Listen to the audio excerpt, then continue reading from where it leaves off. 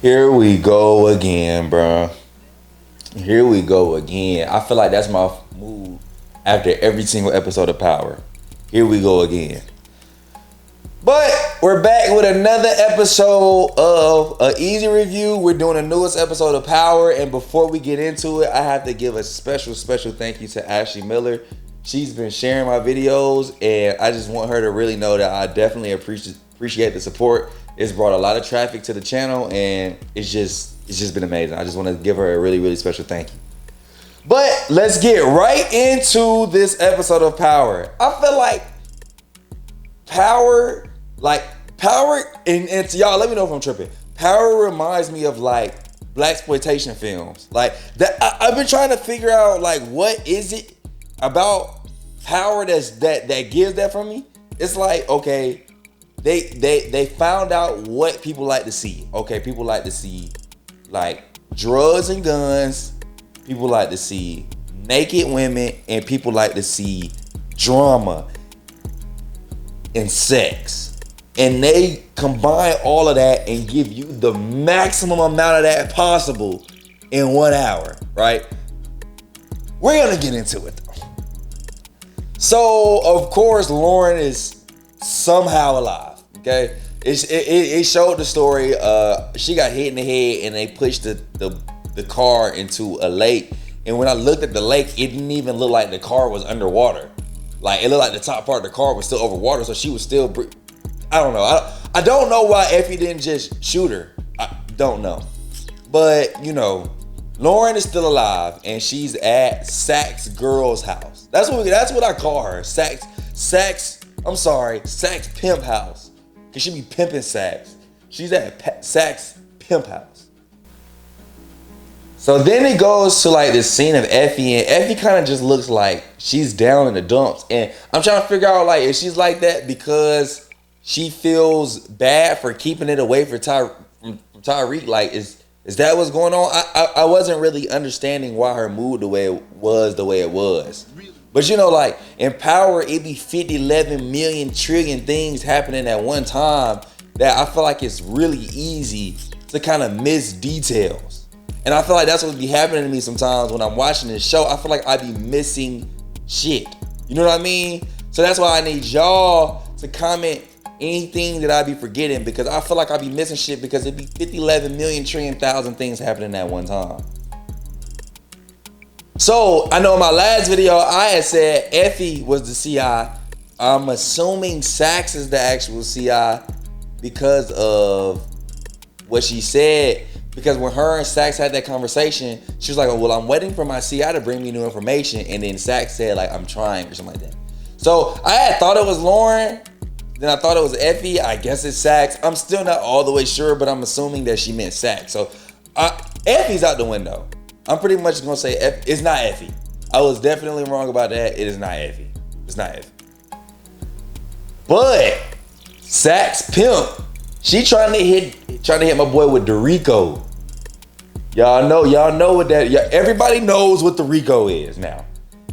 Especially because of real life. Young Thug done got hit with a RICO. They hitting all these rappers with RICOs. So it's only fitting for Power to try to hit Tariq with the RICO. Okay, we are all extremely familiar with the RICO. RICO on a 19-year-old crazy though, ain't it? Like, imagine a 19-year-old boy getting hit with a RICO. Like being the head of a whole drug operation, like in real life. Imagine how crazy that story would be. So then we get to Tate. Tate's poll numbers are doing terrible. And he basically needs something. He needs something to happen for him that'll shift the tides. They were saying you need a wife, you need to have a family image. He needs to do something to be able to correct his mistakes, essentially. So that's pretty much all you see with Tate for that little time period. And then we go to their classroom. I told y'all last episode on the last review that, you know, their little psychological or psychology class or whatever, they always just so happen to be talking about some shit that relates directly in a way to what Tariq is going through. You know, it never fails. It always is. But I do appreciate it though, because it kind of gives all of the students kind of pitch in, and it's always like some, even though it's purposely kind of for the story, if you really listen, you can take some good shit from what they're saying. It's advice that translates, into real life. So always learn in any opportunity, man. Even if it's a show, if it's some good shit, always listen and take it in. That's my little advice. That's some easy advice from me to you, man. The conversation they had was need versus greed. Okay, and that kind of ties in from earlier when Effie and Tariq was having that conversation, and he was like, you think I want to do this shit? You know what I'm saying? Like, you think I want to be in this place? No, I have to do this shit. But that's like the tie into the need. Like, do you need to do this, or are you being greedy? Are you overeating? Like, are you overdoing it? And obviously, greed never leads you down the road in which you're happy with the destination. So that's like the big dilemma there with the need versus greed. I actually think that's the name of the episode, needs versus greeds, or needs and greeds, or something like that. I am confused though. Are the Tejadas like poor now or something? Because why the hell Deanna say she can't afford books? Like, do they have no money? I'm confused. I thought she would be able to, like, I've seen people with very low income get some books. You know what I mean? Like, as a nigga that done graduated. As a nigga that's graduated, I done seen folks get booked that didn't have nearly as much money as the Tejada. So that kind of just confused me. I don't know if it was supposed to be like relatability for college or what. It was a very small detail anyway. It wasn't that major. I'm just kind of nitpicking at this point. But I was just a little confused. As a college graduate, I was a little confused. So, Brayden works at his family's business, his family's company now. And there's like this black woman who's, I'm not sure exactly what her position is there, but she has to deal with like these snobby ass, rich ass white kids all the time. And then she has Brayden there as well. And Brayden don't really fuck with the snobby white kids or whatever. So he sets up one of the white kids to basically looked at as a racist, which I'm pretty sure the kid was probably racist anyway, but Brayden set it up so that it can be exposed, right? And of course, that leads to Brayden having sex with the girl, with the lady, downstairs. And I just be laughing because I was like, bro, Power is gonna make sure there's some sex in every episode. Like, they gonna make sure it's something along those lines in every episode. And I just be laughing because they gonna make sure it's in there. You gonna get that scene at least once an episode. And it don't matter how they gotta get there. It's not gonna be some long, drawn out, oh, he been working on this for a minute. No, she took him straight downstairs and gave him that work. I was like, okay, Brandon. I was like, okay, bro. You know what I'm saying? Do your thing. So then that leads us to Tariq. Tariq is going back to Tate's office.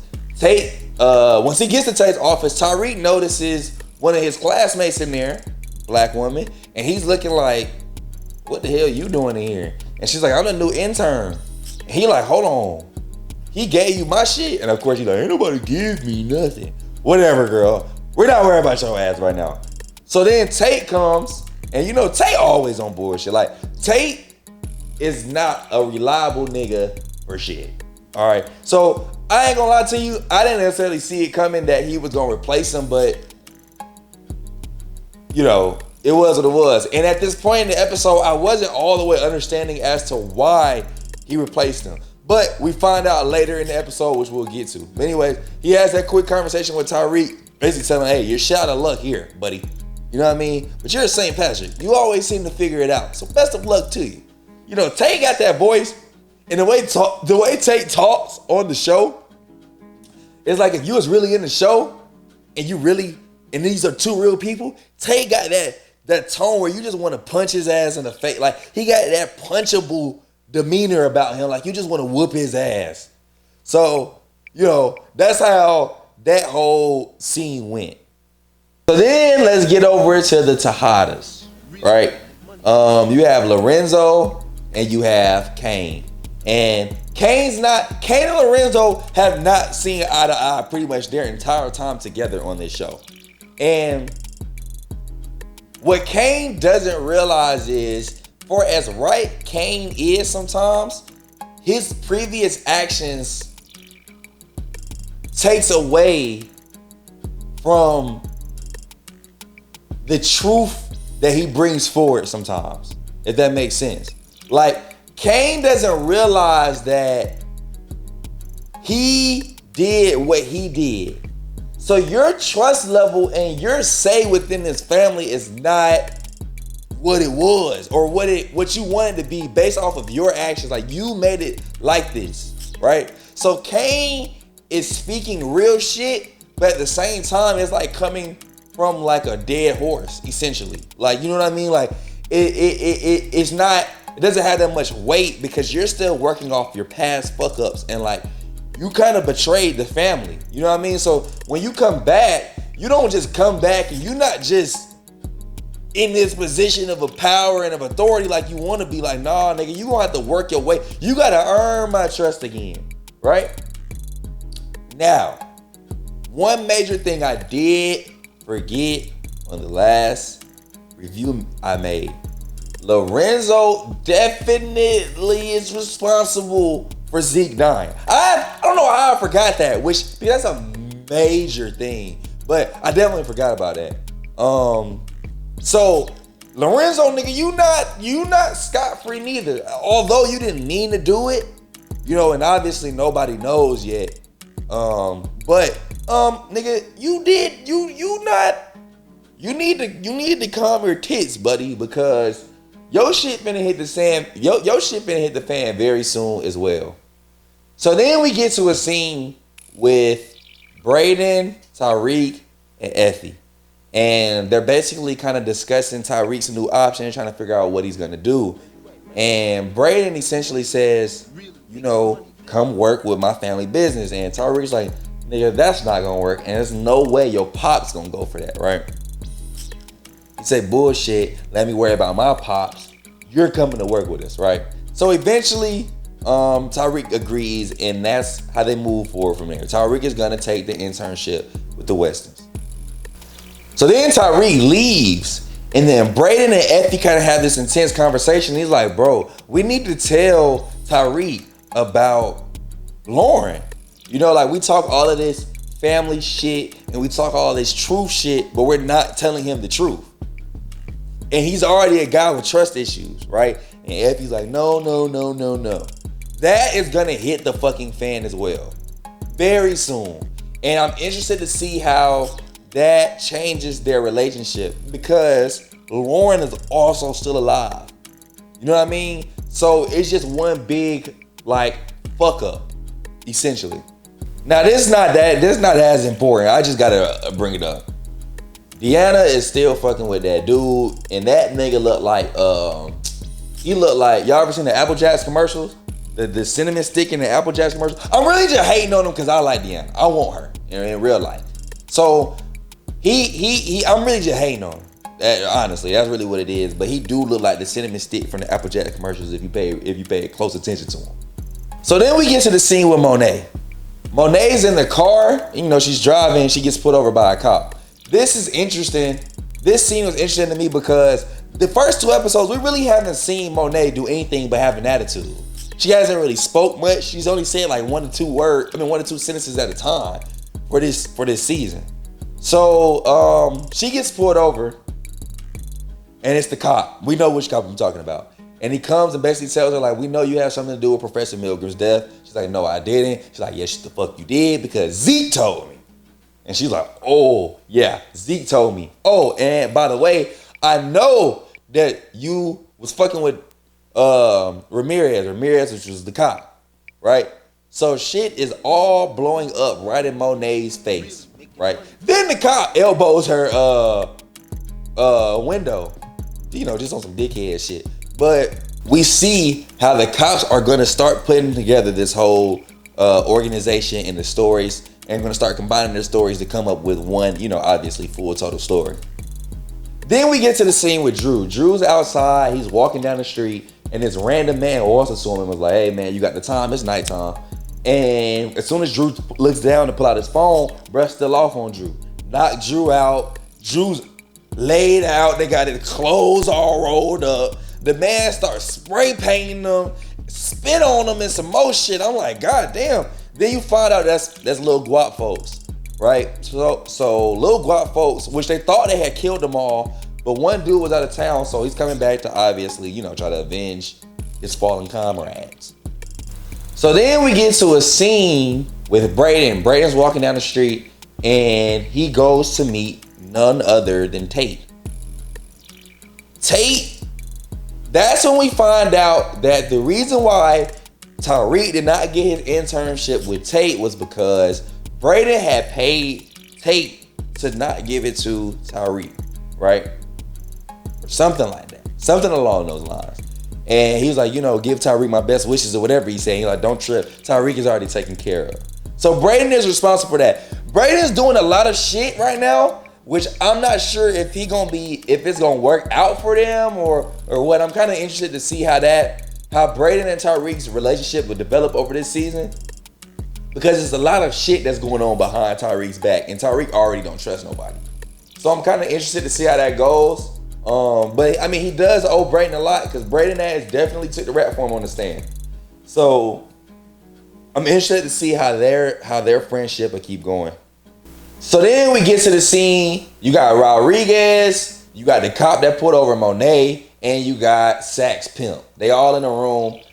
First of all, it be so many names and shit, bro. Sometimes I get lost. See, that's why I be meaning like Power. That's why I need y'all. It be so much shit happening in Power, bro. Like it'd be hard for me to keep up with everything because it's like there's not like at the beginning of the episode there's not like one mission. Like it's a trillion different things happening for this situation, this situation, this situation, this situation. Anyways, so he comes with this information about Monet because they all thought that Tariq was the head honcho. And he presents the information about Monet, and then that's when they're able to connect the dots from Monet to Mecca, and they're able to connect all of these different dots, right? Which then gives them the ammo they need to hit Reek with the RICO. So Reek could probably be getting hit with that RICO next episode, probably, or something, because basically they said that they now have enough evidence for the task force to go with the RICO. They just have to continue working on proving it. And in my opinion, I think that Drew's gonna end up dying. Maybe not this season, but Drew's gonna end up dead. I think he's about to start spiraling because I think that his lifestyle and the way he is not fitting for the family business, and it's just causing too much drama for the nigga. So I think that's gonna end up falling through for him. I think that his emotions are gonna start getting the best of him. I think we're gonna see a new character development for Drew. I think Drew's about to start becoming more of a darker person, and I think that's going to eventually lead to his death. That's my take. That's my wild take. I want to ask y'all if y'all agree with me. Do y'all see that? Am I tripping? I think that Drew's going to end up dead though. And lastly, Kane figured that shit out. Kane figured out that, oh no, nigga, Lorenzo, you killed Zeke. Because right before they go outside and have that conversation, Kane brings in a guy that fits the description. Monet kills him, whoop-de-whoop. They go outside and then it's just Kane and Lorenzo. And that's when Kane dropped that bomb on him, explaining how exactly he knows it was you that killed Zeke. He said, I own you, nigga. That's what he said. That's what he said. And hey, I gotta respect Kane, bro. They always tried Kane like he wasn't ready. And I'm not sure if he's necessarily ready or not, but he just pulled some boss level shit. And now he got him in his pocket. Which I still think is gonna blow up in both of their faces because once Monet is gonna find out. Monet is gonna find out Lorenzo is responsible, and then Monet is also gonna find out that Kane didn't know and didn't tell her. So to me, it's gonna end up blowing up in both of their faces. It's not gonna go the way that Kane necessarily wants it to, and Lorenzo already kind of sees the writings on the wall with this shit. I mean, there's no way you can trust Kane to keep this type of information. You can't. Anytime you say no to him, that nigga's liable to go say something. You know what I mean? So, all right. With that being said, that pretty much covers what happened in this episode. I don't know how I feel about this episode. I just kind of feel like it was shit happening. Which is why I kind of feel like I was just all over the place with this review. But nonetheless, it's a very, what's the word for it? It's always very exciting, I guess to say. It's always a lot of shit happening. I just don't know how I feel about it always being a lot of shit happening. I think if that makes sense. I want to know what y'all had to think about that. I'll be back next week with Snowfall and Power again. I want y'all to let me know what other shows y'all would like for me to review. I need to get into some more shows because obviously when Snowfall ends, we got to pick up somewhere else. All right. I appreciate y'all coming in, tapping in with us. Make sure you like, comment, subscribe. No.